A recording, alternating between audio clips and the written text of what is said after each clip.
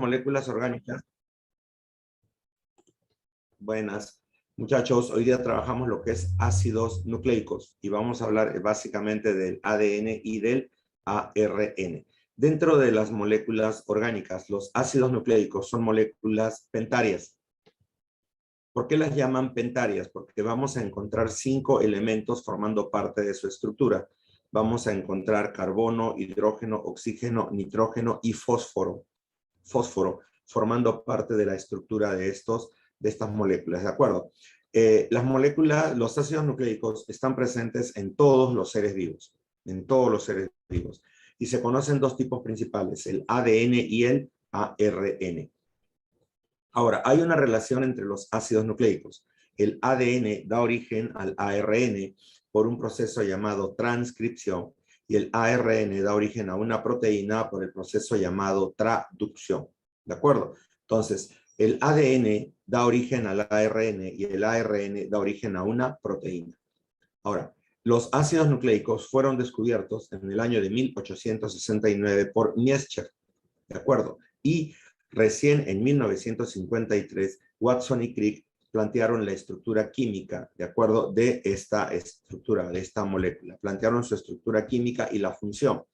A partir de allí se considera que es el nacimiento de una ciencia auxiliar importante de la biología que hizo como quien dice, una pequeña revolución dentro de todo lo que es el campo biológico. Porque a partir de ahí la biología molecular empezó a desarrollar. Y entonces como que las cosas fueron cambiando, ¿de acuerdo?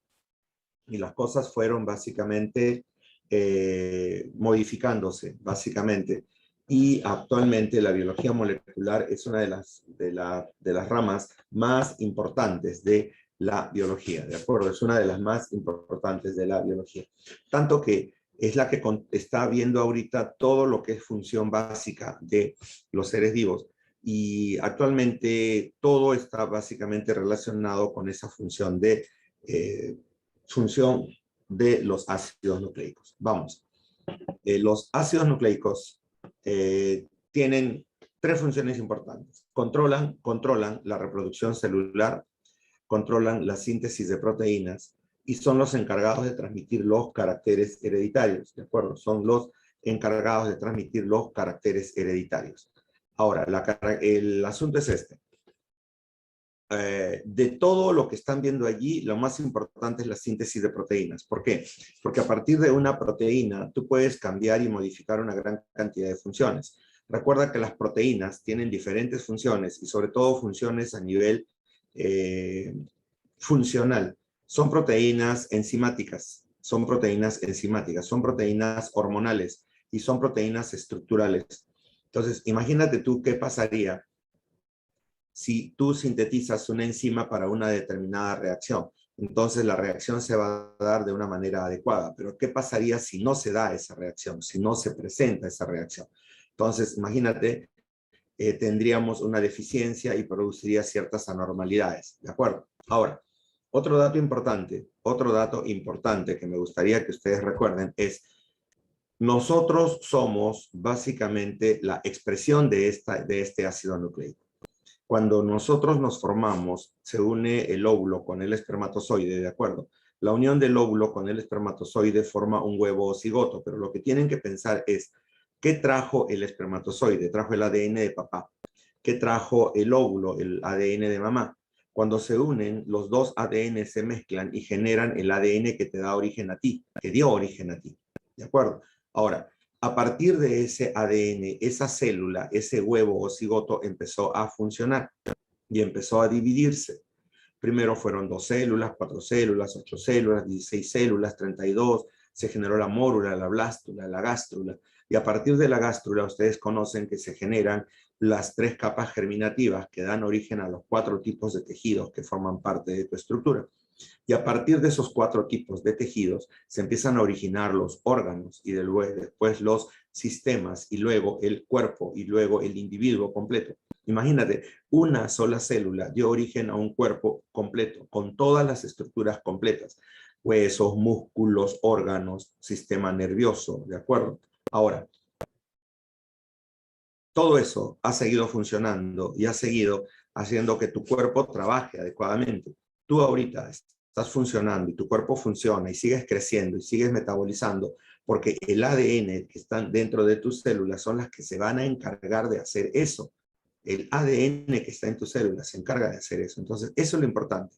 Pensar o darse cuenta que la importancia del ADN a ese nivel, ¿de acuerdo? Entonces, para entender básicamente algo más del ADN, hay que conocer su estructura. Bien, el ADN está formado básicamente por ácido fosfórico. Sus componentes químicos son el ácido fosfórico, ¿de acuerdo? Básico. Luego tiene las pentosas. El ácido fosfórico le da el carácter ácido y le permite asociarse o unirse a colorantes básicos. Por eso es que es fácil de colorear. Por eso es fácil de colorear, ¿de acuerdo? Fácil de colorear el ADN y es fácil de observar a nivel de la célula, ¿de acuerdo? Por eso es que nosotros podemos encontrar básicamente dentro del núcleo fácilmente al ácido nucleico, porque se colorea por esta característica. 2. Pentosa. Dentro de la pentosa tienes a la ribosa y a la desoxirribosa. La base es la ribosa. Esto es una ribosa, esto es una pentosa, ¿de acuerdo? Una pentosa tiene 4 átomos de carbono, ¿de acuerdo? Y mira, si a esta ribosa yo le quito el oxígeno en el carbono 2, lo convierto en una desoxirribosa. Se convierte en una desoxirribosa. Si yo al carbono 2 le quito su oxígeno, lo convierto en una desoxirribosa. Y son las dos pentosas que van a formar parte de los ácidos nucleicos, ribosa y desoxirribosa. Luego vienen las bases nitrogenadas. Estas bases nitrogenadas son anillos heterocíclicos que van a tener carbono, hidrógeno y nitrógeno. Carbono, hidrógeno y nitrógeno. Ustedes, por lo que ya saben, hay anillos que se forman en química orgánica, pero que solamente están hechos de carbono y de hidrógeno. En este caso, las bases nitrogenadas, aparte de tener carbono, tienen nitrógeno e hidrógeno en su estructura. Por eso las llamamos bases nitrogenadas. Hay dos tipos. Las purinas, que tienen doble anillo, que son la adenina y la guanina, y las pirimidinas, que tienen un solo anillo, son la citosina, timina y uracil.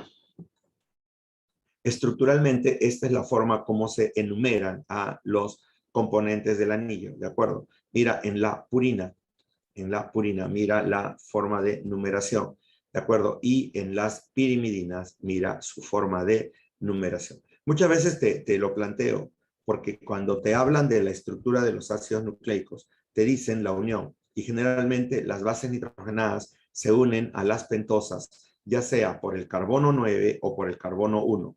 Si se unen por el carbono 1 son las pirimidinas. Si se unen por el carbono 9 o si se unen por el nitrógeno 1, que se unen por las pirimidinas, y el nitrógeno 9 son las purinas. Recuérdenlo porque a veces vienen preguntas acerca de ese tipo por la numeración. Ahora, ¿cómo se estructura un ácido nucleico? La estructura básica, lo más básico que vamos a encontrar es un nucleósido. Nucleósido. ¿Qué es un nucleósido? El nucleósido es la unión de una base nitrogenada con una pentosa. Base nitrogenada con una pentosa. A eso lo llamamos nucleósido. El enlace que se forma entre una base nitrogenada y una pentosa es el enlace beta-N-glucosídico. ¿De acuerdo? Recuérdenlo, es el enlace beta-N-glucosídico. ¿De acuerdo? Enlace beta, ya lo conoces como es un enlace beta, porque te lo han tenido que hablar cuando hicieron carbohidratos. Y enlace beta-N, porque se une al nitrógeno. Te dije, se une a los nitrógenos de las bases nitrogenadas. Entonces, es un enlace beta-N-glucosídico. Siempre se da entre el carbono 1, este es el carbono 1 de la pentosa y la base nitrogenada. Puede ser al nitrógeno 1 o el nitrógeno 9. Entonces, ahí tienes un dato. El nucleótido ya es una estructura completa que tiene los 3 componentes. Tiene a la base nitrogenada, tiene a la pentosa y tiene al ácido fosfórico. Base nitrogenada, pentosa y ácido fosfórico. Ahora, ustedes ya pueden deducir porque ya conocen el asunto. Esto es una pentosa. Acá tenemos a la pentosa. Carbono 1, 2, 3, 4, 5. El carbono 1 se une con el nitrógeno de la base nitrogenada por un enlace beta N glucosídico. Si tú recuerdas, esto es una purina, doble anillo, y se une a través del carbono 9, del nitrógeno 9. Entonces, acá hay carbono 1, nitrógeno 9, 1, 9, ¿de acuerdo? Si es purina. Y si es pirimidina, esto sería 1, 1, porque esto sería el nitrógeno 1 y el carbono 1. Enlace beta N glucosídico. Acá tenemos el carbono 5 que se une al ácido fosfórico. Este enlace se llama fosfoéster. Enlace fosfoéster entre el carbono 5 y el ácido fosfórico. Fosfoéster. ¿De acuerdo? Enlace beta N glucosídico y enlace fosfoéster. Bien, acá tenemos la unión. Mira, el carbono 1 con el enlace beta N glucosídico, ¿de acuerdo? Y acá abajo mejor. Y el carbono 5 unido al ácido fosfórico por un enlace fosfoéster. Esto es un nucleótido. Y acá tenemos otro nucleótido. Para formar a los ácidos nucleicos, la unión se da entre un ácido fosfórico y la pentosa. La unión se da entre el ácido fosfórico y la pentosa. En este caso, el ácido fosfórico que está unido al carbono 5 reacciona con el radical OH del carbono 3. Reacciona, ¿de acuerdo? Formando otro enlace éster.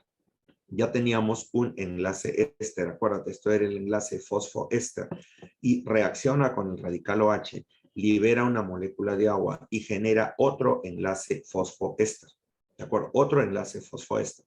Y ahora tenemos el enlace fosfodiéster, enlace fosfodiéster, ¿queda claro? Entonces, ¿cómo se une un nucleótido con otro nucleótido? A través del enlace fosfodiéster. Se realiza entre el ácido fosfórico y el carbono 3 de la otra molécula o del otro nucleótido, ¿de acuerdo? Generando el enlace fosfodiéster. Y el enlace fosfodiéster siempre se da entre carbono 3 y carbono 5. Siempre entre carbono 3 y carbono 5. Ahí lo tienes. Carbono 3, carbono 5 y el enlace fosfodiéster. Así se forma la molécula de ácido nucleico, una cadena, y a esa cadena la llamamos polinucleótido, polinucleótido, porque es la unión de varios nucleótidos. Aquí lo estás viendo, varios nucleótidos con enlace fosfodiéster entre el carbono 3 y carbono 5, ahí está, ¿de acuerdo? Y se está formando la larga cadena de ácido nucleico. Bien, la primera estructura es el ADN, ¿de acuerdo? Vamos a hablar primero del ADN. ¿Qué es el ADN? ¿De acuerdo? ¿Qué es el ADN? El ADN es el ácido desoxirribonucleico. ADN es el ácido desoxirribonucleico, ¿de acuerdo? ¿De qué está hecho? ¿Qué tiene el ADN en su estructura? Bien, el ADN en su estructura tiene primero ácido fosfórico.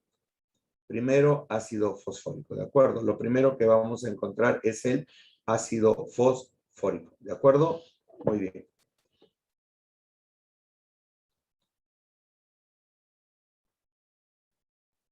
Ya. Primero, el ácido fosfórico. Segundo, tenemos al azúcar desoxirribosa. Segundo, tenemos al azúcar desoxirribosa. ¿De acuerdo? Al azúcar desoxirribosa. Ya lo sabemos de dónde viene, ¿se acuerdan? Lo sacamos de la ribosa quitándole un oxígeno, ¿se acuerdan? Muy bien.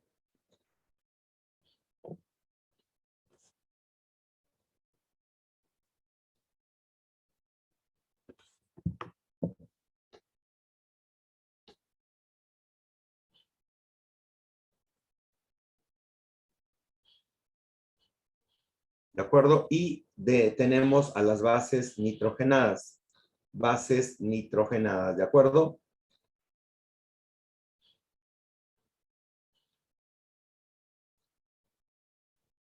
¿Cuáles son las bases nitrogenadas? ¿De acuerdo? Las bases nitrogenadas son adenina, timina,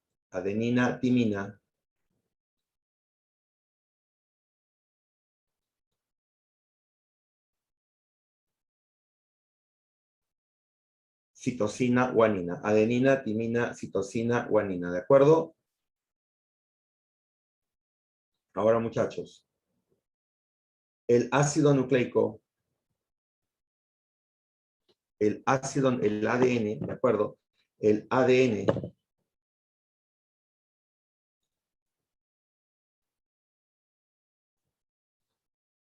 Un minutito, muchachos, un minutito.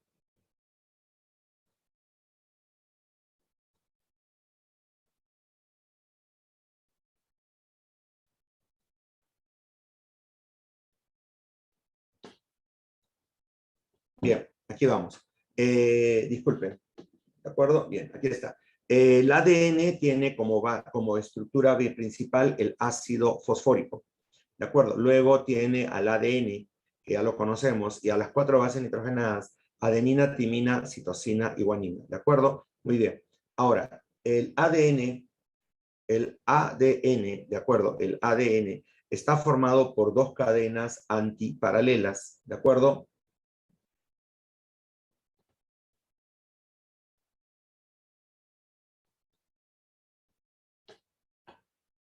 Está formado por dos cadenas antiparalelas y es el depósito básico de la información genética. Así lo conocemos siempre al ADN, como el depósito de la información genética. Depósito de la información genética. ¿De acuerdo?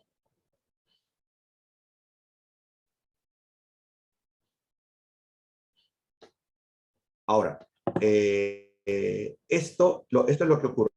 Cuando las dos cadenas están frente a frente, cuando las dos cadenas están frente a frente, ¿de acuerdo? Las dos cadenas se van a unir básicamente por puentes de hidrógeno a través de las bases nitrogenadas.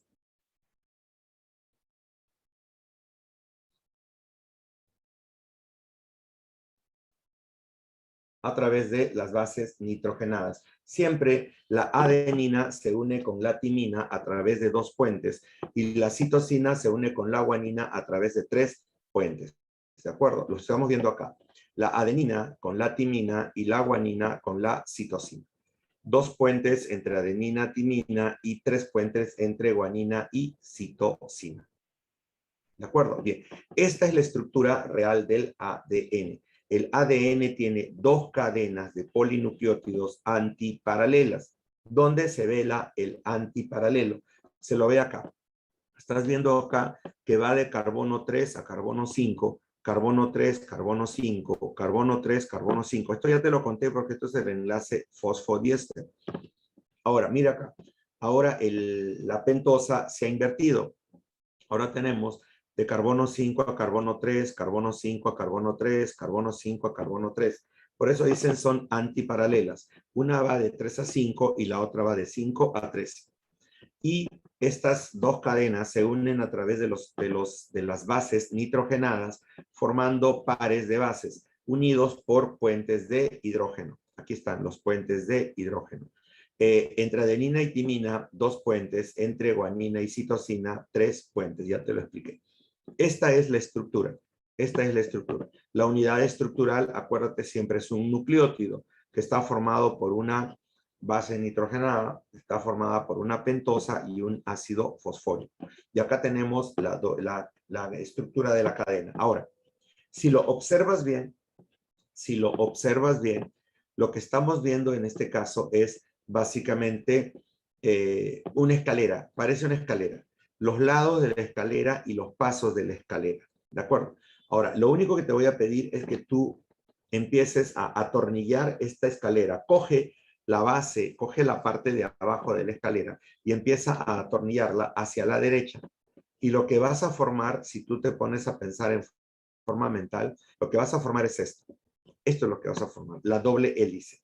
El ADN tiene esta estructura. Parece una escalera de caracol con giro hacia la derecha. Es lo que te he dicho que hagas. Si ves la escalera que hemos visto anteriormente, tú la vas moviendo o la vas atornillando hacia la derecha y generas esta doble hélice con giro hacia la derecha. Lo que estás viendo de amarillo y negro son la pentosa y el ácido fosfórico. Y lo que ves al centro son las bases nitrogenadas. ¿De acuerdo? Esta es la estructura de la doble hélice. ¿De acuerdo? Ahí está la cadena de azúcar y fosfato y las bases nitrogenadas, las pares de base nitrogenadas. ¿De acuerdo? Una hélice consta de 10 pares de bases y mide 30 angstroms. ¿De acuerdo? Y el ancho de la cadena mide 20 angstroms. ¿De acuerdo? Entonces, esta es la estructura de la doble hélice. Ahora, estructura de la doble hélice, ¿de acuerdo? Muy bien. Ahora nos vamos a hablar, este es lo básico de la doble hélice. Ahora, antes de pasar al ARN, tengo que darte un dato. ¿Ustedes recuerdan o alguna vez han escuchado hablar de la ley de Chargaff? A ver, ¿quién me dice qué es la ley de Chargaff, muchachos? ¿Alguna vez lo han tenido que escuchar? Ustedes sí lo han tenido que escuchar. ¿Qué es la ley de Chargaff? Muchachos, ¿me escuchan? ¿Quién me da una idea de la ley de Chargaff? Ya, muy bien. Disculpen que no estaba viendo los chats, pero sí.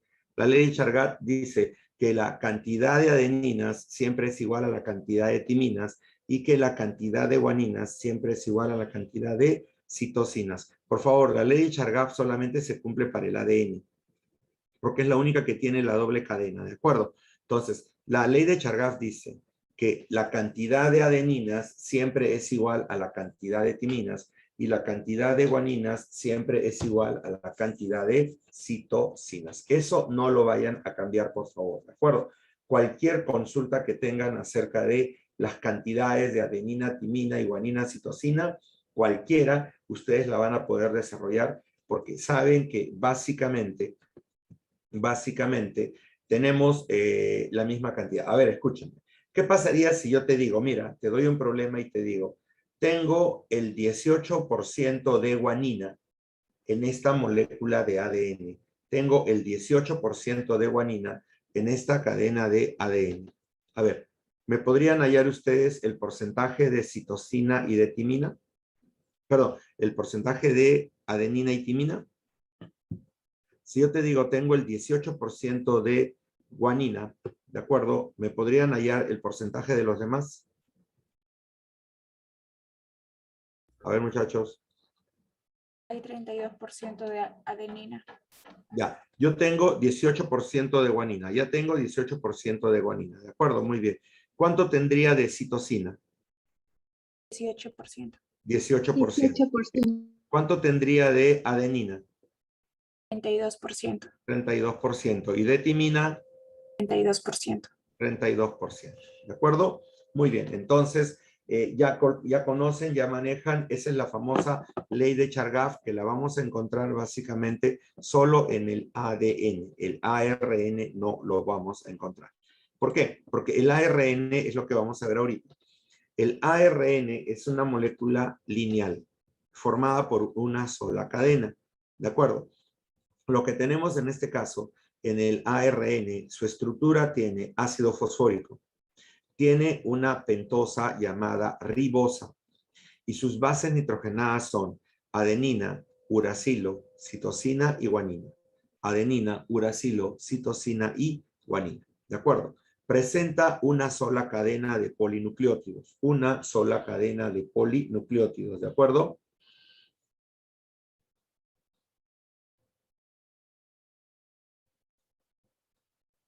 Pero hay un dato. Por su función,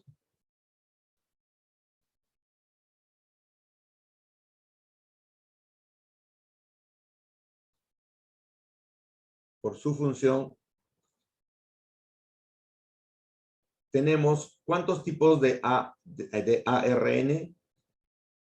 ¿Quién me ayuda? ¿Cuántos tipos de ARN por su función?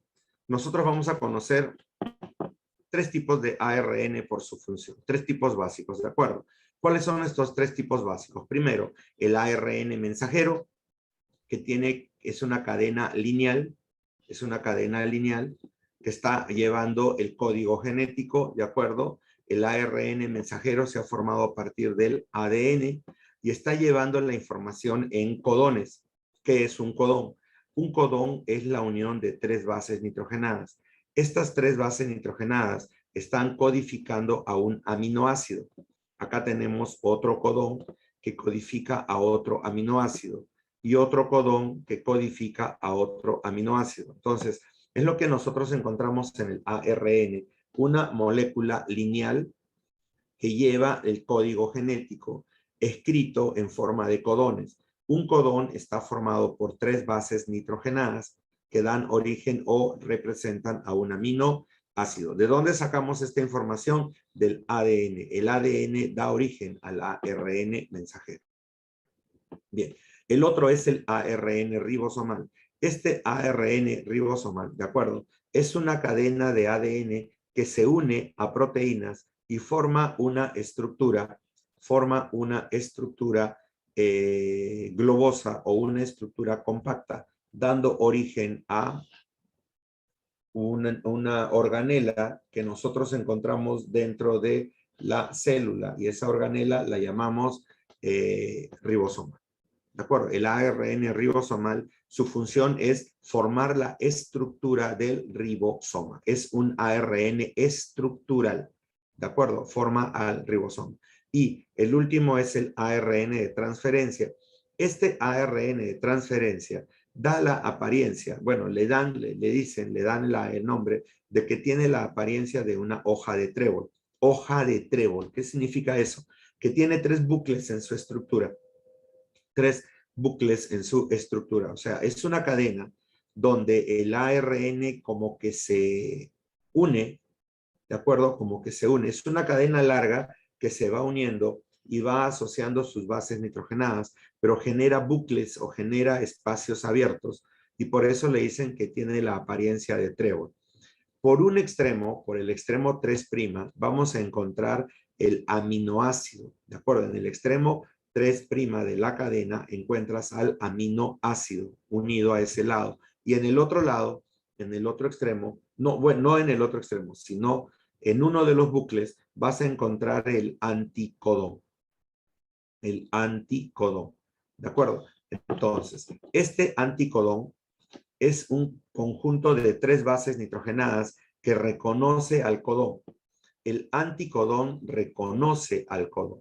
El anticodón reconoce al codón, ¿de acuerdo? Y permite localizar al aminoácido en su estructura, localizar al aminoácido en la cadena, y entonces es la que ayuda a la formación de las proteínas, o es el que ayuda a la síntesis de proteínas. ¿De acuerdo? Entonces, tenemos 3 tipos de ARN. El mensajero, que es una cadena lineal, ¿de acuerdo? Que lleva el código genético escrito en codones. El de transferencia, que tiene 3 bucles, por eso tiene forma de trébol. Por un lado lleva al aminoácido y por el otro lado lleva al anticodón, que reconoce al codón para localizar al aminoácido en la cadena de proteína. Y el otro es un ARN estructural que se asocia con proteínas para formar el ribosoma, ¿Estamos de acuerdo? Entonces, ahí tienes los 3 tipos de ARN. Esto es una cadena de ARN común y corriente. La ribosa, el ácido fosfórico y las bases nitrogenadas, ¿de acuerdo? La ribosa, el ácido fosfórico y las bases nitrogenadas. Adenina, uracilo, guanina y citosina. Bien, este es un pequeño cuadro final para poder diferenciar la estructura del ADN con el ARN, ¿de acuerdo? Este es un cuadro final donde tú puedes encontrar las diferencias entre ADN y ARN. Por ejemplo, la primera diferencia es a nivel de la estructura de los nucleótidos. El ADN tiene a la desoxirribosa y el ARN tiene a la ribosa. ADN desoxirribosa y ARN ribosa. ¿De acuerdo? Después, el ácido fosfórico es lo mismo, el mismo tipo de enlace, pero la diferencia es desoxirribosa, ADN, ribosa, ARN. La segunda diferencia son las bases nitrogenadas. En este sentido, cuando hablamos de bases nitrogenadas, ¿de acuerdo?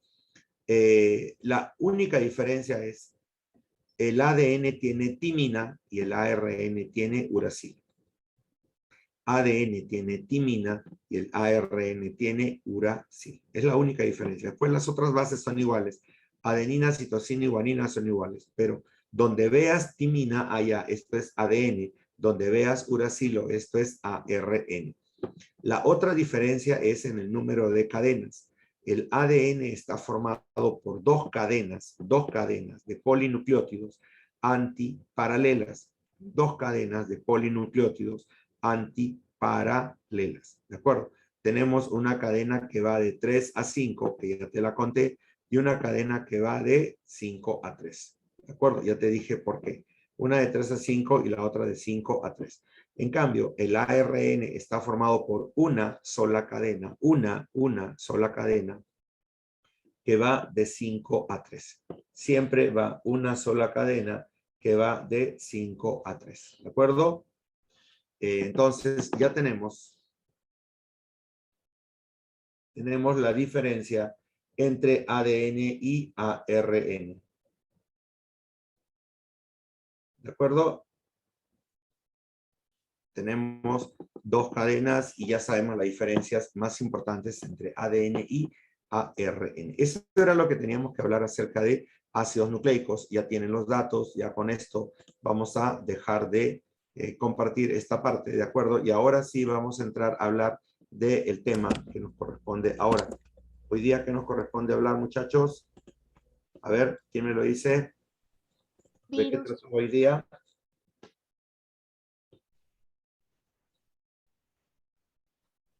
¿Se acuerdan?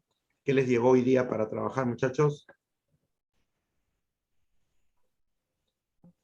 Muy bien. A ver, ¿quién me lo dice? ¿Qué nos toca trabajar o qué les tocaba en material? Porque ya les llegó hoy día el material. Virus y células procariotas. Excelente. Virus y células procariotas. Para hablar de virus y células procariotas, te voy a decir lo siguiente. Las moléculas orgánicas tienen una particularidad. Se pueden asociar formando estructuras supramoleculares. ¿De acuerdo? Se pueden asociar formando estructuras supramoleculares. ¿Qué es una supramolécula, muchachos? ¿Qué entienden ustedes por una supramolécula? A ver, ¿qué entienden por una supramolécula, muchachos? ¿Quién me ayuda? ¿A qué llamamos nosotros supramolécula? Me lo pueden decir porque ya lo saben. A ver, ¿quién me ayuda? ¿Qué es una supramolécula, muchachos? Porque tenemos que entrar a ese nivel, o sea, tenemos que ver a ese nivel, ¿de acuerdo? Tenemos que verlo a ese nivel. A ver, ¿quién me ayuda? Sí lo saben, sí lo saben. Una supramolécula resulta de la unión de ¿qué? A ver, ¿quién me ha dicho por acá? Unión de macromoléculas. Ya, una supramolécula viene a ser la unión de dos macromoléculas que se asocian para cumplir una función específica. Entonces, para hablar de esto, por favor, su micrófono, se está escuchando ruido. Ahora escúchenme. Por favor. Gracias.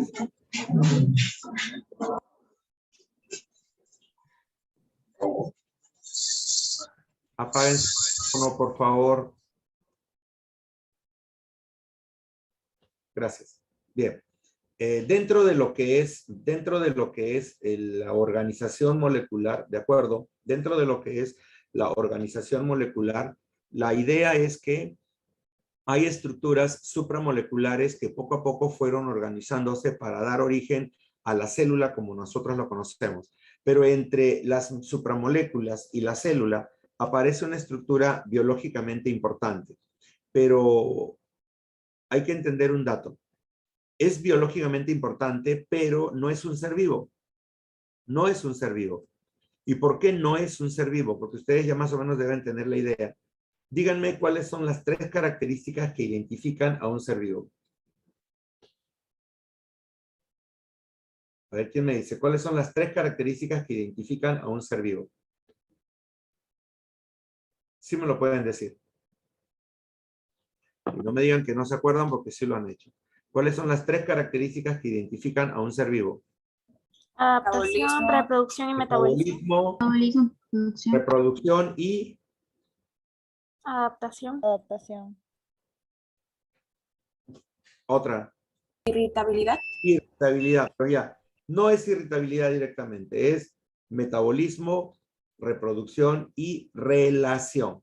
Así se lo llama, relación. ¿Qué significa esto de relación? La capacidad de poder responder a estímulos de afuera, la capacidad de poder responder a estímulos del medio externo.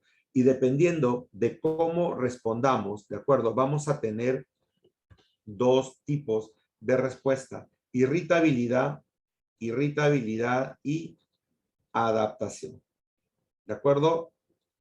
Irritabilidad y adaptación. Acuérdense que la irritabilidad es una respuesta inmediata frente a un estímulo y la adaptación es una respuesta mediata que se da a largo plazo. Entonces, son tres características: metabolismo, reproducción y relación. Y puede ser irritabilidad o adaptación. Ahora, la pregunta es, ¿los virus hacen esto? No, ¿Los virus tienen metabolismo propio? ¿Quién me lo responde? ¿Los virus tienen metabolismo propio, sí o no? Muchachos, ¿los virus tienen metabolismo propio, sí o no? Respóndanme. No, no sé No. qué No. metabolismo propio. Carecen de metabolismo propio. Muy bien. Segundo, ¿los virus se reproducen o se replican? Se Replica. Se replican. ¿Cómo entendemos esto de la replicación? Que sacan copias idénticas de sí mismo. Y tercero, los virus responden a estímulos, tienen la capacidad de responder a estímulos, ¿sí o no? No. No, No. no tienen la capacidad. Por lo tanto, los virus tienen moléculas orgánicas, están hechos de ácido nucleico y proteínas, pero no cumplen con los tres requisitos de un ser vivo. Por lo tanto, siempre definen a un virus como una estructura supramolecular. Estructura supramolecular. ¿Estamos de acuerdo? Es un parásito. Y a eso vamos. ¿De acuerdo? Justamente a eso vamos a ir. Vamos. Los virus, bien, la palabra virus viene del latín veneno. Virus es el nombre que se le da, o bueno, que en latín le dan el nombre al veneno. ¿De acuerdo? Ahora, yo lo pienso de esta manera. El virus lo consideran veneno. Imagínate que no supiéramos nada de un virus y estuviéramos pasando por esta pandemia. ¿De acuerdo?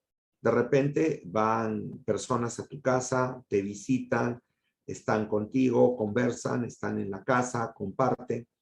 Estas personas se van y al poco rato, a las horas, de acuerdo que puede ser 6 horas o 12 horas o un día, te empiezas a sentirte mal, empiezas con dolor de cabeza, dolor de garganta, empiezas a sentir que te pones cada vez peor con un malestar más fuerte, empiezas a sentir que te da la fiebre, empiezas a sentir que te falta el aire y al final terminas en el hospital.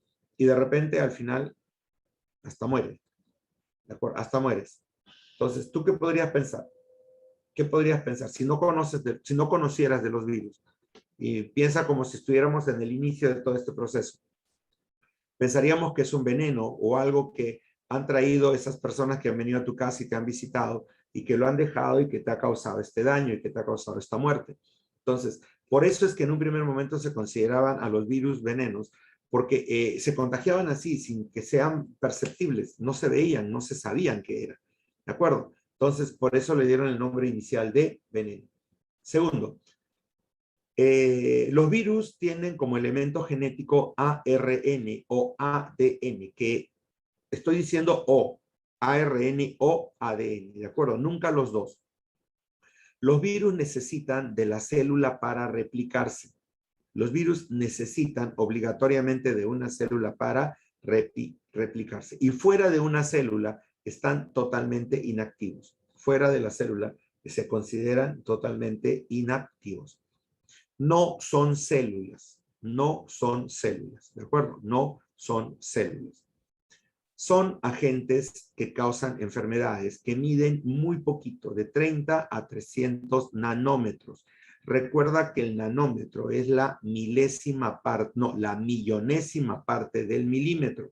Para que tengas una idea, coge a 1 milímetro y divídelo en 1.000.000 de partes.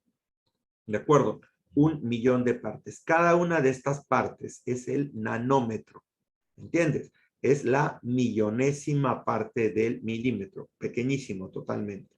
Ahora, son parásitos intracelulares obligados porque necesitan de la célula para replicarse. ¿Por qué? Porque utilizan su maquinaria metabólica, utilizan todas sus enzimas y sus moléculas para crear nuevos virus.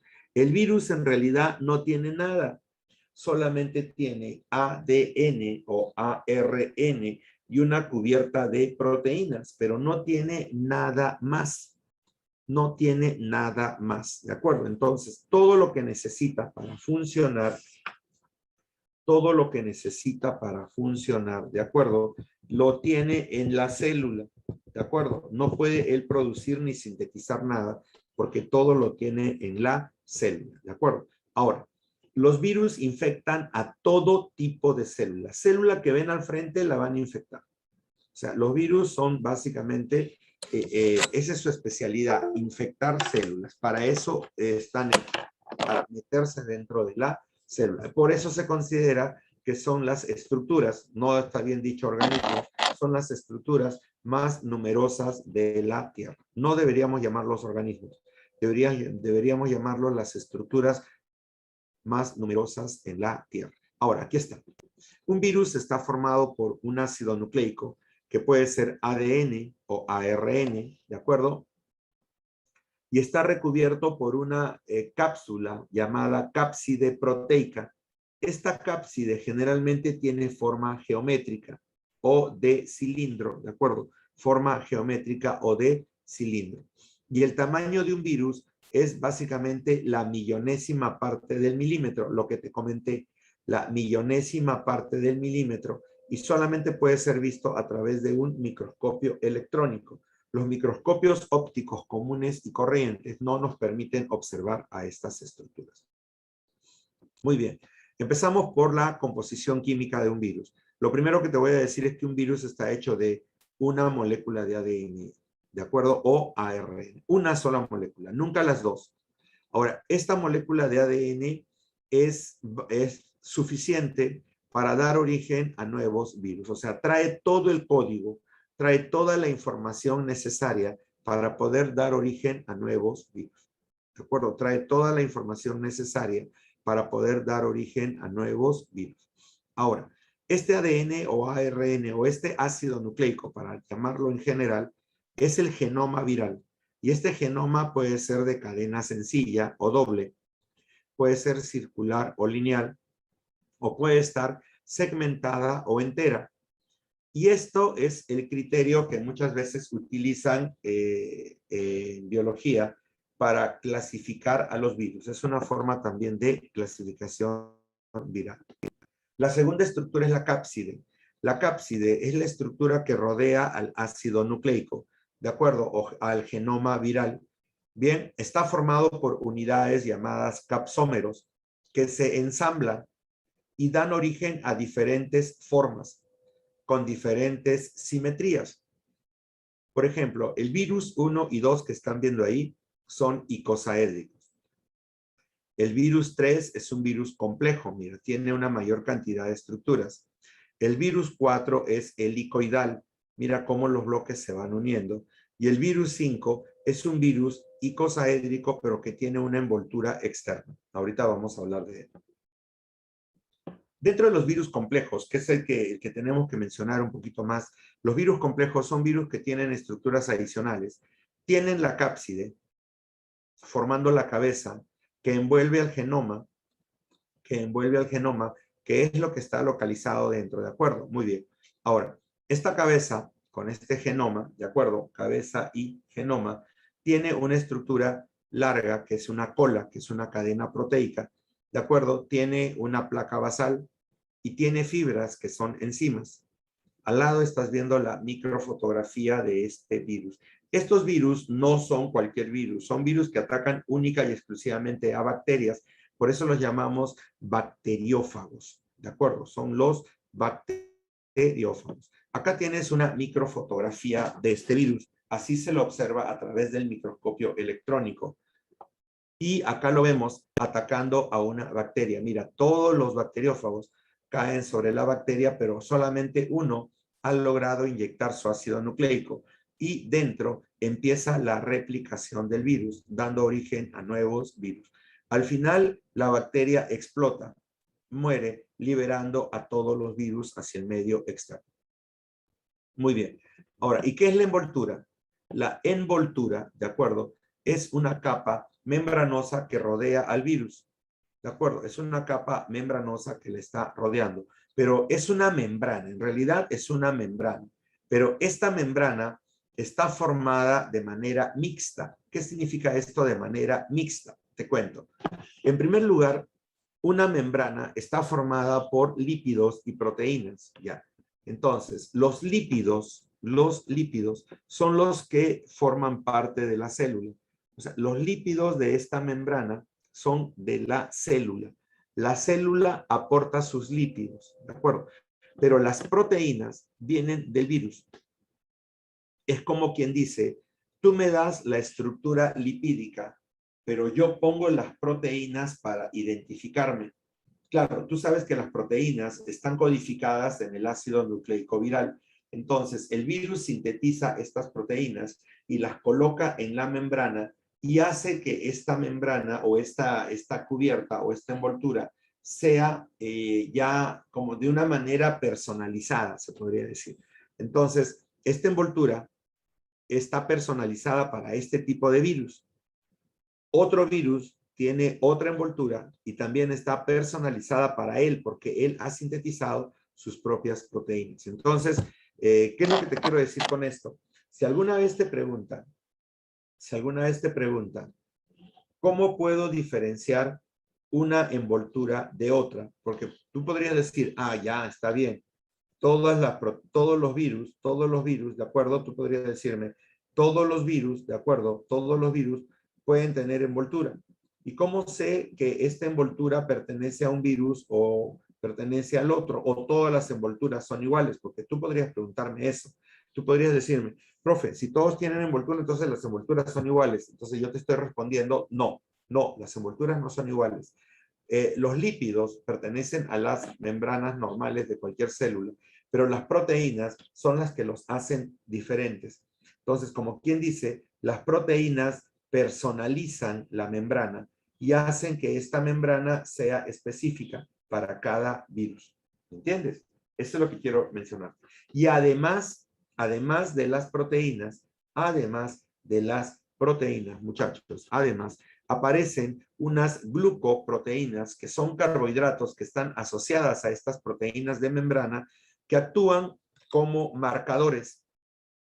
A estas estructuras o estas glicoproteínas las llamamos espículas o peplómeros, que son marcadores de la membrana. ¿Lo ves acá?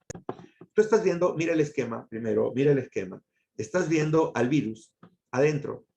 En el que está arriba tiene una cápside helicoidal, ¿de acuerdo? Y la que está abajo tiene una cápside poliédrica.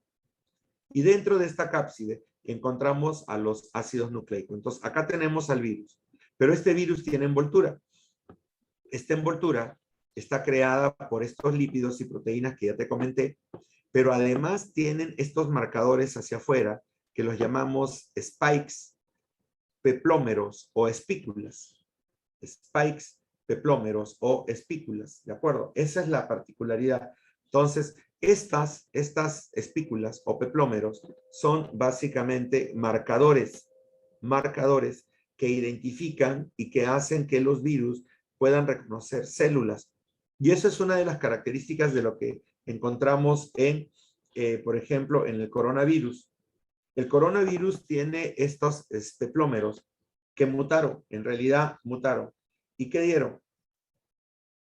Dieron origen a estructuras que pueden reconocerse por la célula, o sea, que se pueden reconocer por la célula las reconoce. Entonces, y esto es lo que permite básicamente,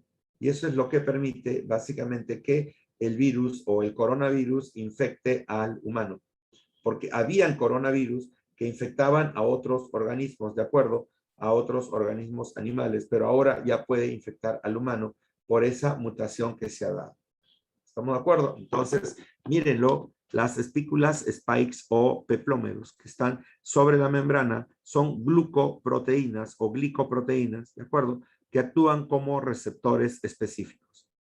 Muy bien. Ahora, acá tienes un resumen de todo lo que te he hablado. La estructura de un virus, ¿de acuerdo? Tiene primero a su ácido nucleico, que puede ser ADN o ARN. Luego tiene la cápside, que es la cubierta proteica formada por unión de capsómeros. La unión del ácido nucleico con la cápside forma la nucleocápside. Nucleocápside. ¿De acuerdo? Nucleocápside o virión. Nucleocápside o virión. Ahora, cuando los virus tienen envoltura, los llamamos virus con envoltura o virus envueltos. Ya te lo conté, esta envoltura está hecha de lípidos que vienen de la célula, proteínas que vienen del virus y encima le coloca marcadores que son las espículas o peplómeros hacia la parte externa. Aquí está, virus sin envoltura, virus con envoltura. Ya está. Ahora, la otra pregunta que podría hacerles es, díganme, un virus, ¿quién es más fuerte o quién es más, se podría decir, más resistente a los cambios que ocurran en la parte externa? ¿De acuerdo? ¿Quién es más resistente? En este caso, te podría decir que entre un virus con envoltura y un virus sin envoltura, los virus con envoltura son muy sensibles. Los virus con envoltura son muy sensibles. ¿En qué sentido? Son sensibles porque son más fáciles de destruir. Son sensibles porque son más fáciles de destruir. La envoltura los hace tan sensibles que frente al alcohol o frente a un detergente se descomponen fácilmente. Tú puedes utilizar el amonio cuaternario, puedes utilizar el alcohol, puedes utilizar el jabón. Destruyes o desestabilizas a esa membrana y, lógicamente, de acuerdo, el virus se destruye. Por eso es que el coronavirus es fácil de destruir, porque tiene envoltura. Y como tiene envoltura, tú puedes hacer básicamente ese proceso. Por eso es como te digo, utilizando básicamente detergentes o alcohol, lo puedes descomponer. ¿De acuerdo? Otro dato importante, los virus con envoltura no pueden estar en ambientes secos. Necesitan estar en ambientes húmedos y siempre se transmiten a través de fluidos como la sangre o fluidos sexuales. Siempre se transmiten a través de sangre o fluidos sexuales. ¿De acuerdo? Incluso también a través de saliva en algunos casos. ¿Por qué? Porque necesitan la humedad, necesitan estar húmedos para poder mantenerse activos. Si estos virus están en un ambiente seco o pierden su cubierta de humedad, definitivamente tienden a desaparecer. Ahora, estos virus con envoltura tampoco soportan la acción de los jugos gástricos, en este caso el pH ácido y el ácido clorhídrico. Por lo tanto, estos virus con envoltura no entran por boca, no te contagias por boca, ¿de acuerdo? No te contagias por boca, solamente entran por fluidos sexuales, transfusiones sanguíneas, ¿de acuerdo? Pero no, o si no por la mucosa, pero no entran por boca, no pueden entrar por boca. Entonces, entiende, los virus con envoltura son virus muy sensibles, se descomponen fácilmente o los podemos destruir más fácilmente. En cambio, los virus sin envoltura son virus más guerreros, son más resistentes. Estos virus sin envoltura pueden soportar los detergentes con los que tú limpias, ¿de acuerdo? Alcohol, el pinesol, el pino o cualquier otra cosa que tú utilices justamente para limpiar, no los ataca, no los mata. Muchas veces son resistentes a ese proceso. ¿Entiendes? Son resistentes a ese proceso. Otro dato importante es que, ya te lo dije, los virus sin envoltura sí entran por boca. Sí pueden infectarte por la boca. ¿De acuerdo? Sí logran infectarte por la boca. Pueden ingresar por la boca. ¿De acuerdo? Como la polio, por ejemplo. La porio no tiene envoltura y sí puede ingresar por la boca. ¿De acuerdo? Entonces, ahí tienes datos. Virus con envoltura son más sensibles. Virus sin envoltura son mucho más resistentes. Se acabó. Ahora, ¿cómo podemos clasificar a los virus? A los virus los clasificamos con varios criterios. Primero, por la célula que parasitan. Segundo, por su forma. Tercero, por tener o no tener envoltura. Y cuarto, por su tipo de ácido nucleico. O sea, hay varios criterios que nos permiten a nosotros clasificar, ¿de acuerdo? Nos permiten clasificar a los virus.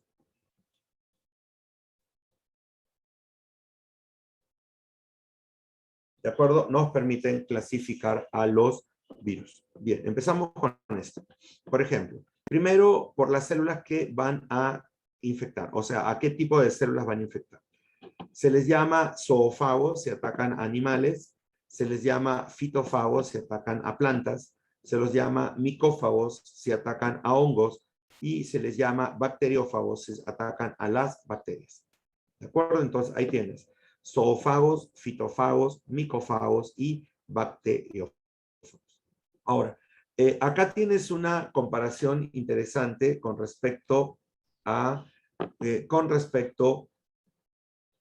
estructura. ¿De acuerdo? Con respecto a la estructura.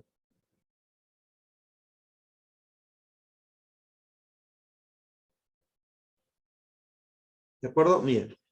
Con respecto a la estructura, mira lo que te está diciendo este cuadro. Y me gusta que lo entiendas porque a partir de acá ya vas a poder darte cuenta de muchas cosas. Los virus vegetales solamente tienen dentro de su estructura ARN. Y un ARN monocatenario, o sea, un ARN formado por una sola cadena. ¿De acuerdo? Tienen cápside helicoidal y no tienen envoltura. Mira, carecen de envoltura.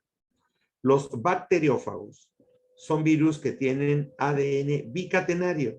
Mira, ADN bicatenario. Tienen la cápside compleja, ya te lo expliqué hoy día. Tienen la cápside compleja. ¿De acuerdo? ¿Qué significa? Que tienen la cabeza, la cola, la placa basal, todo lo que te enseñé hace un rato, y tampoco tienen envoltura.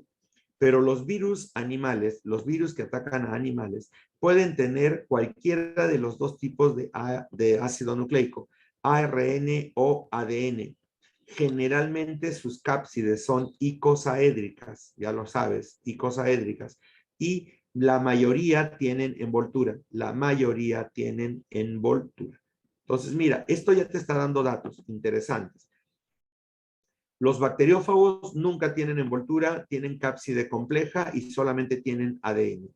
Los virus que atacan a vegetales no tienen envoltura, tienen una cápside helicoidal y básicamente tienen un ARN monocatenario. Pero si te hablan de algún virus con envoltura, con cápside icosaédrica, entonces inmediatamente puedes decir, ya, esto es un virus animal. Virus animal. Entonces ya puedes irte dando una idea de lo que estamos conversando acá. Muy bien. Acá tienes el virus ARN y el virus ADN. ¿De acuerdo? Sí, un ejemplo. Ahora, ¿quiénes son los principales virus ADN que tienes que conocer? A ver, enfermedades causadas por virus ADN. Las más conocidas son la hepatitis, sobre todo la hepatitis B. Hepatitis B. ¿De acuerdo? Esta hepatitis B puede producir cáncer de hígado y cirrosis. Por eso es la importancia, ¿de acuerdo? La hepatitis B es un virus que ataca al hígado, tiene envoltura. Esta hepatitis B tiene envoltura, ¿de acuerdo? Y ingresa por vía oral. No, el virus de la hepatitis B tiene envoltura e ingresa solamente por contacto sexual o por transfusiones sanguíneas, nada más. Es la única forma de contagiarte la hepatitis B. Contacto sexual o transfusiones sanguíneas, nada más, ¿de acuerdo? Bien. Luego tenemos al herpes. Normalmente nosotros conocemos a un solo tipo de herpes, el que ataca a los labios, ¿de acuerdo? En la boca, o también el herpes que puede atacar a los genitales. Hay varios tipos de herpes, ¿de acuerdo? Tienes el herpes labial, que lo llamamos el herpes tipo 1. Tienes el herpes genital, que lo llamamos herpes tipo 2. tienes la varicela zoster, ¿de acuerdo? Que es la varicela, la que tú conoces comúnmente como la varicela. Luego tienes al herpes tipo 6 y 7, que produce como una especie de sarpullido en la piel, lo llaman rociola. Y tienes el herpes tipo 8, que nosotros lo llamamos el sarcoma de Kaposi. Si tú recuerdas, el sarcoma de Kaposi es uno de los signos del SIDA. Una persona que tiene SIDA presenta sarcoma de Kaposi, genera o produce sarcoma de Kaposi, que es una especie de células cancerosas que se presentan en la piel produciendo manchas rojas como si fueran moretones. Esas manchas rojas se le llama sarcoma de Kaposi. Ahora, luego otro virus ADN es el PBH, es el virus del papiloma humano. Este virus del papiloma humano es el que causa las verrugas y causa el cáncer de cuello uterino. Causa verrugas y cáncer de cuello uterino. ¿De acuerdo? Virus del papiloma humano. Se contagia solamente a través de relaciones sexuales. Y otro conocido, bueno, conocido porque se estudia, no porque lo vemos, es la viruela, la viruela. Y allí dice erradicada. ¿Qué significa eso de erradicada? Erradicada significa que fue la primera enfermedad controlada a través de vacunas, ¿de acuerdo? Fue la primera enfermedad controlada a nivel mundial con vacunas. ¿De acuerdo? Entonces, ahí tienes a las enfermedades o los virus del tipo ADN. Algunos te van a pedir en la familia, en este caso, y esos son justamente la familia. La hepatitis pertenece a los hepatnovirus, los herpes a los herpes virus, el virus del papiloma humano, el papovavirus, y la viruela es un pox virus, ¿de acuerdo? Pox virus. Son los más conocidos. Dentro de los virus ARN, aquí sí vas a encontrar una gran variedad. Por ejemplo, empezamos con los picornavirus, que contienen al virus de la hepatitis A y al virus de la polio. Virus de la hepatitis A y virus de la polio. Y te cuento, son virus que tienen ARN en su estructura, pero son virus desnudos, no tienen envoltura. Son virus desnudos sin envoltura. Por eso es que la hepatitis A y la polio entran por boca. Estos virus sí se contagian por la boca, entran por boca, ¿de acuerdo? El virus de la hepatitis A se contagia por saliva y por utilizar vasos y platos de aquellas personas que tienen hepatitis. La polio también. La polio se contagia por alimentos y agua contaminados con heces, porque nosotros eliminamos polio por las heces. Tenemos el virus, otro virus, el flavivirus, el que produce la hepatitis C, que es mortal en algunos casos para mujeres embarazadas. Y este virus sí tiene envoltura, por si acaso. Después tenemos al ortomixovirus, que produce la influenza, que es como una gripe. Es como una gripe, pero muy fuerte, ¿de acuerdo? Es la influenza. En nuestro caso, la influenza recién está llegando por estas partes de América, por los cambios climáticos, pero normalmente en Europa y Estados Unidos, la influenza es una enfermedad muy fuerte que puede producir epidemias tan grandes que pueden cerrar toda una localidad, pueden bloquear y cerrar toda una localidad. ¿Estamos de acuerdo? Ahí tienes al virus de la influenza. Después tenemos al paramyxovirus, donde encontramos al sarampión, a las paperas, sarampión y paperas, que son las más conocidas por ustedes. Ustedes sí conocen al sarampión. ¿Alguna vez de repente han tenido sarampión? El sarampión es esas erupciones que parecen como sarpullido sobre la piel, ¿de acuerdo? Como sarpullido sobre la piel.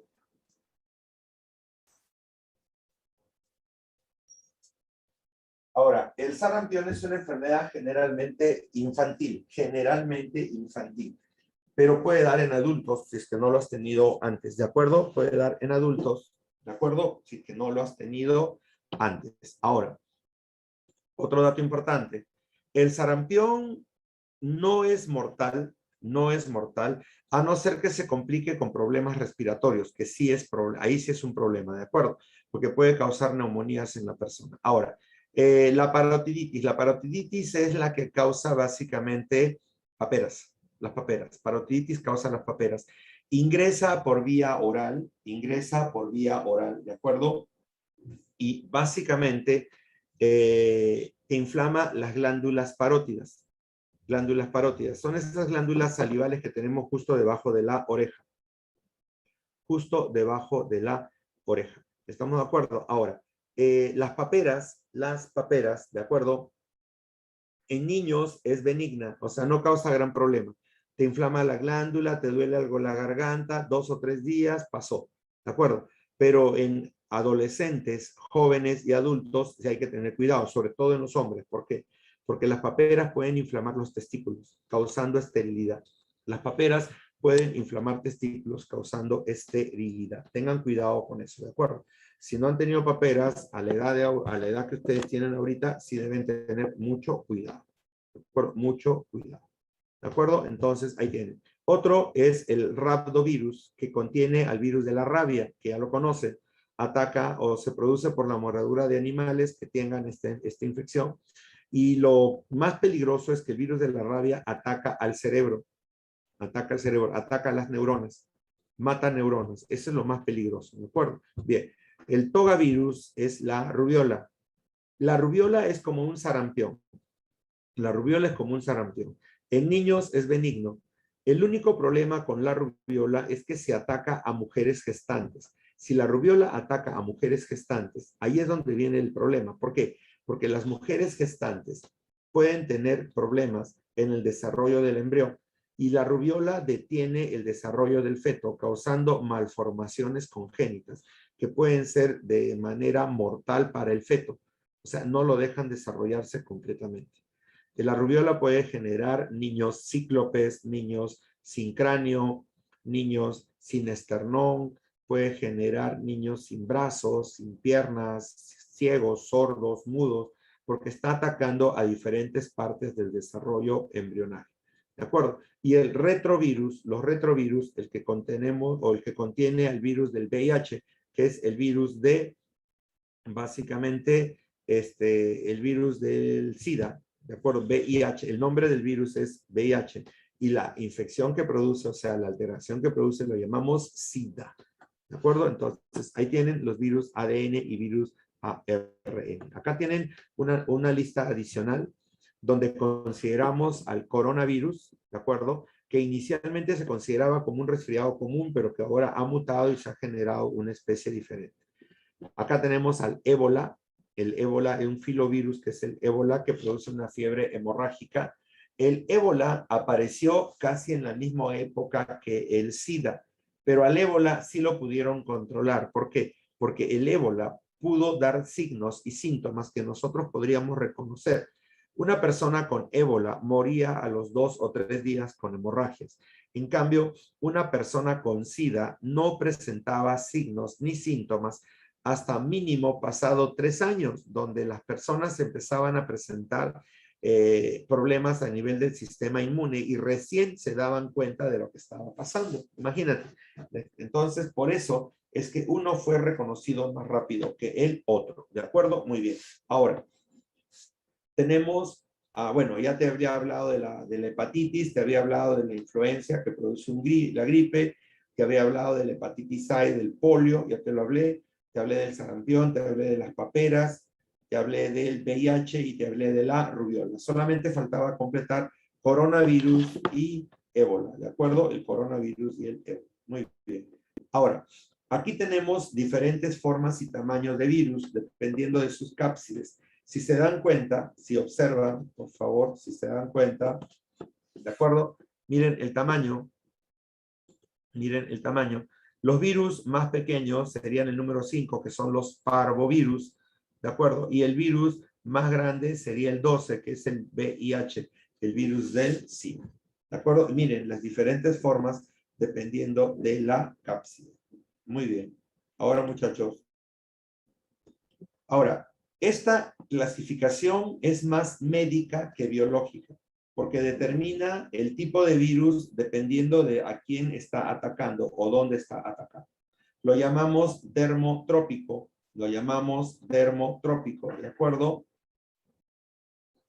Porque ataca la piel. Neurotrópico porque ataca las neuronas. neumotrópico porque ataca a los pulmones, viscerotrópico porque ataca a las vísceras, flebotrópico, ¿de acuerdo? Porque ataca a las arterias y venas, adenotrópico porque ataca a las glándulas, linfotrópico porque ataca a los linfocitos y pantotrópico porque ataca a más de un tipo celular, o sea, puede atacar a diferentes tipos celulares en tu cuerpo. O sea, este sería un virus más generalizado.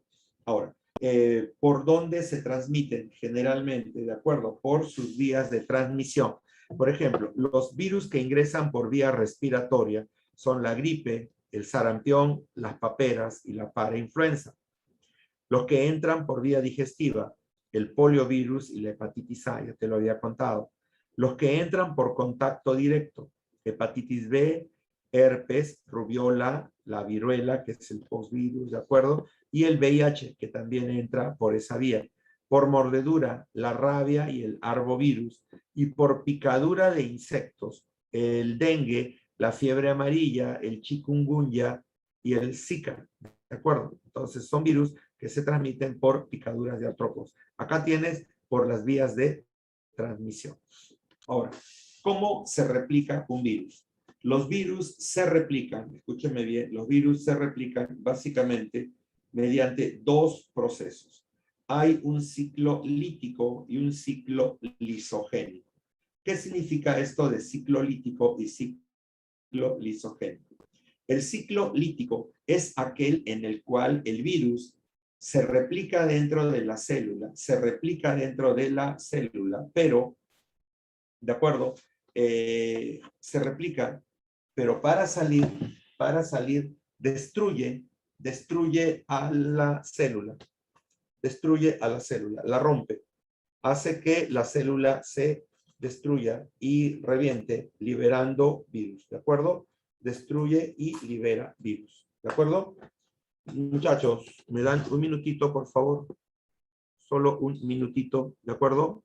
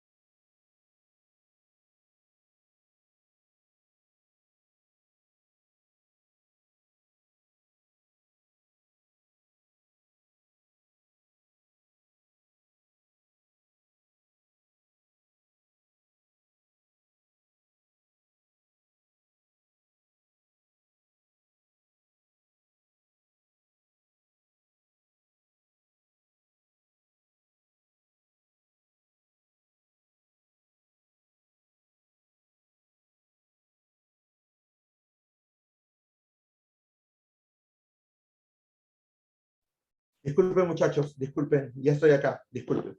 Lo que les estaba mencionando, el ciclo lítico es una forma de replicación viral donde el virus ingresa a la célula para producir la destrucción de la célula. Entra, produce nuevos virus y para salir tiene que destruirlas, ¿de acuerdo? Entonces vamos con esto. El ciclo lítico tiene varias etapas. Primero, la fase de absorción o fijación, donde el virus reconoce a la célula y se pega a ella. Segundo, la fase de penetración o inyección, donde ingresa el ácido nucleico dentro del virus. Después viene una fase llamada fase de eclipse, donde no hay virus. Lógicamente, el virus no está, solamente encontramos al ácido nucleico que está desarrollándose o que está replicándose dentro, pero no tenemos virus. En esa fase de eclipse ocurre una fase de síntesis donde se sintetizan los ácidos nucleicos y donde se van a formar las nuevas cápsides. Los ácidos nucleicos y las cápsides se ensamblan formando nuevos virus. Entonces entramos a la fase de ensamblaje y al final, cuando los virus ya están totalmente formados, la célula explota, la célula revienta, ¿de acuerdo? Liberando nuevos virus. Entonces se cerró el ciclo. Este virus llega, reconoce, se fija, penetra, inyecta su ácido nucleico. Ahora entramos a una fase de eclipse donde no vemos virus, pero solamente vemos la replicación o la síntesis de nuevos ácidos nucleicos y nuevas cápsides, ¿de acuerdo? Luego se empiezan a ensamblar y cuando ya los virus están ensamblados, la célula revienta liberando a los virus. Bien, estas son las etapas que ya más o menos te había presentado. Absorción, penetración, decapsidación es cuando pierde su cápside, el virus empieza a multiplicarse por transcripción, transducción y replicación, se ensamblan y se liberan. Son las etapas del ciclo lítico. Aquí los puedes ver también. Se adhiere, penetra, el ácido nucleico se empieza a replicar, se empiezan a sintetizar las proteínas estructurales, se ensambla y una vez que el virus ya está listo, la célula revienta para liberar a los virus. Por eso le llaman lítico, porque la célula está destruyéndose en este caso. Lo mismo tienes acá, llega, ingresa el virus completo, le tienes que quitar la cápside, dejas libre el ácido nucleico. El ácido nucleico da origen a nuevos ácidos nucleicos, o si no genera ARN para generar cápsides, se ensamblan los virus y luego la salida o la liberación. ¿De acuerdo? Acá lo puedes ver también. Estos son virus con envoltura. ¿De acuerdo? Mira, los virus con envoltura. La envoltura viene, reconoce a la membrana, ingresa, ¿de acuerdo? Y dentro de ella el virus empieza a replicarse, se ensambla y luego sale con la envoltura. Esto es una replicación del virus del SIDA. Así se replica el SIDA. Esta es la envoltura del virus. Las membranas se fusionan. Solamente entra el virus. La membrana no. Solamente entra el virus. Dentro de la célula, el virus, mira, su ácido nucleico. Su ácido nucleico. ¿De acuerdo? Su ácido nucleico. ¿De acuerdo? Empieza a controlar. Primero produce nuevos ácidos nucleicos, luego genera nuevas cápsides, ensambla, pero una vez que va a salir, mira, toma parte de la membrana y se protege. Dense cuenta que la envoltura no la produce el virus, la produce la célula. El virus lo único que hace es duplicar su ácido nucleico y duplicar su cápside, nada más. Punto. Acá tenemos otra forma de verlo, pero hay otro tipo de replicación, lo que nosotros llamamos el ciclo lisogénico. Ciclo lisogénico. Este ciclo lisogénico, ¿de acuerdo? Ciclo lisogénico es un ciclo, ¿de acuerdo? Es un ciclo donde el virus ingresa, básicamente y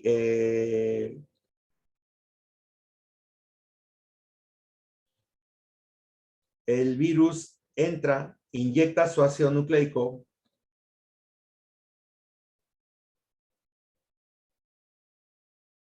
y dentro de la célula,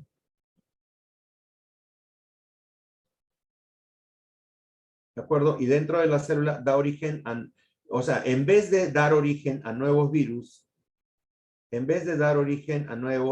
¿de acuerdo? Lo que ocurre es básicamente que este ácido nucleico se inactiva. El ácido nucleico se inactiva, ¿de acuerdo? Y se pega al ácido nucleico celular. Y se pega al ácido nucleico de la célula. Y ahí se mantiene dormido por más tiempo. ¿De acuerdo? Entonces, el virus inyecta su ácido nucleico. El ácido nucleico se inactiva. Este ácido nucleico inactivo se pega al ácido nucleico de la célula y así se transmite de generación en generación. Y así se va transmitiendo de generación en generación. Entonces, en este caso, no hay muerte de la célula. Solamente la célula ha ganado un nuevo ácido nucleico que se mantiene ahí dormido y puede mantenerse así por varias generaciones.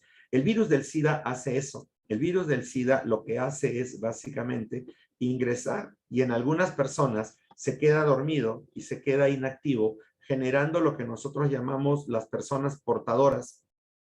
Ustedes han escuchado hablar de personas que tienen SIDA en estado de portadores. No sufren la enfermedad, pero tienen el virus y pueden contagiarla a otra persona. ¿Entiendes? Entonces, a eso se le llama ciclo lisogénico, donde el virus ingresa, se inactiva, se pega al ácido nucleico de la célula y así se mantiene por varias generaciones.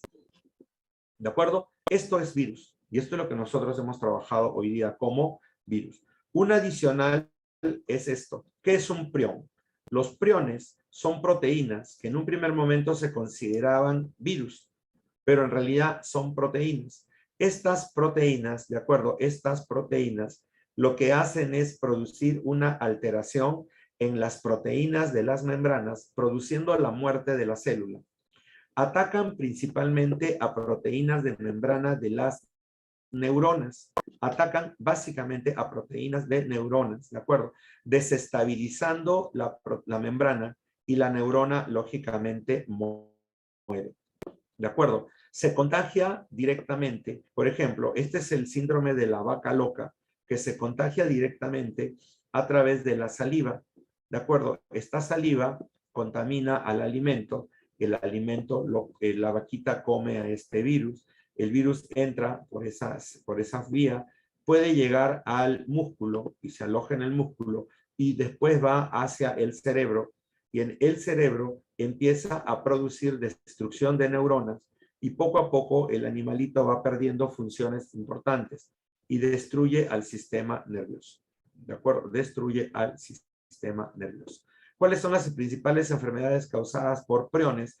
En el humano, el más conocido es el curu. En la vaca es la encefalopatía espongiforme bovina, que es el síndrome de la vaca loca. En la oveja y la cabra es el scrappy, ¿de acuerdo? Son los más conocidos, ¿de acuerdo? Muy bien. Y bueno, terminando el asunto, algo que ustedes ya manejan y conocen es el VIH o el virus del SIDA, el virus de la inmunodeficiencia humana. Estos virus lo que hacen es destruir al sistema inmunológico porque atacan a los linfocitos, que son los encargados de desarrollar este sistema inmunológico. Y frente a la falta de sistema inmunológico, cualquier estructura o cualquier otro tipo de enfermedad nos puede atacar. Las principales vías de contagio del SIDA ya las conoces: sexo sin protección, compartir agujas con personas infectadas, productos sanguíneos, ¿de acuerdo? Como por ejemplo transfusiones sanguíneas, o de la madre al feto o al niño a través de la vía transplacentaria. ¿De acuerdo?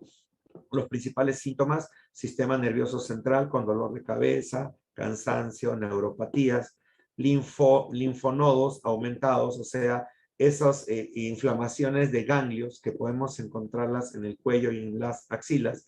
Puede presentar una especie de erupción o alergia a la piel, tipo rash, ¿de acuerdo?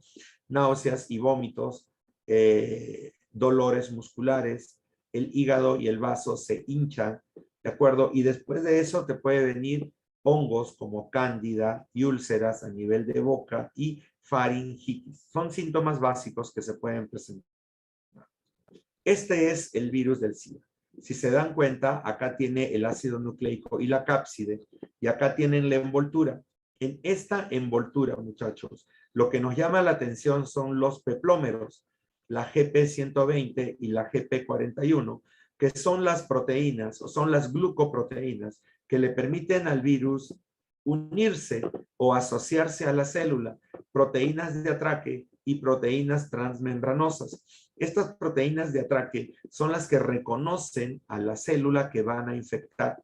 Por eso te digo, la envoltura está personalizada para cada virus, no es el mismo en todos los virus. Mira acá, tenemos la GP120 y la GP41. Acá está el virus del SIDA que ya te expliqué cómo se replica. ¿De acuerdo? Y esto, lo que están viendo acá, es un dato que ustedes pueden leer. Este es el coronavirus. Y mira, sus peplómeros son diferentes al del SIDA.